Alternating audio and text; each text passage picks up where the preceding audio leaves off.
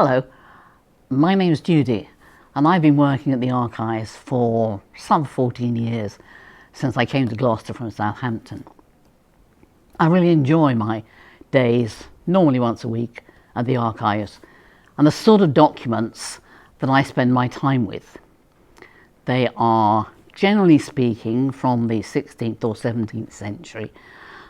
I work on them because you see things in life there that remind you very much in some ways of what you see today. Because the documents I work on are not concerned with the great and the good, but they're with ordinary people. The set I'm working on at the moment is from the Bishop's Court.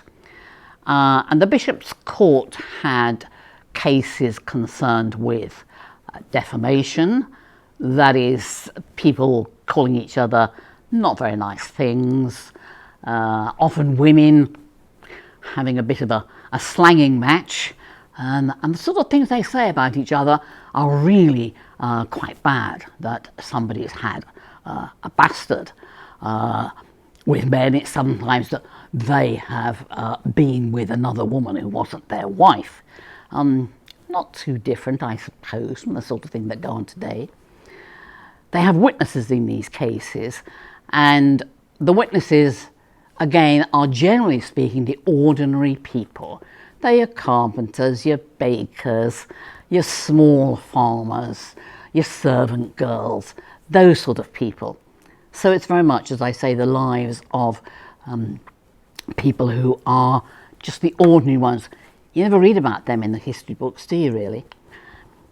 What I do with these cases is, because they were written in the 16th, 17th centuries, most people can't read them.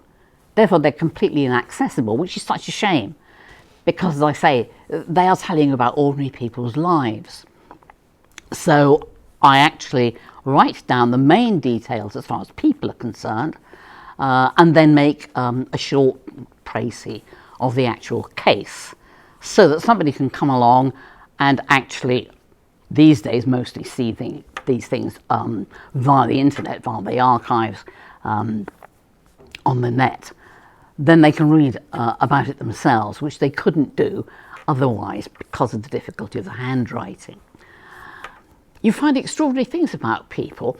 One of the things that many people are quite surprised about is how old some of the witnesses are.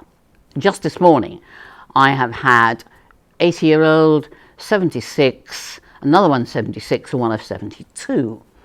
So it just shows that even in 1629, people lived a great deal longer than is often thought to be the case once you got over childhood, and of course, as far as women were concerned, childbirth. I had a guy not very long ago who was 90, and he was talking about visiting his friend on his deathbed. And again, you get this real picture of how people were. He was lying on the bed in just the great room, the great hall of the house in which he lived. And his friend had gone to visit him. You know, just the sort of thing that happens today. There's another ongoing case which I'm looking at the moment, where in Frampton Cotterell, the church wardens had decided to have the bells repaired, and they had taxed the people in the village in order to do this.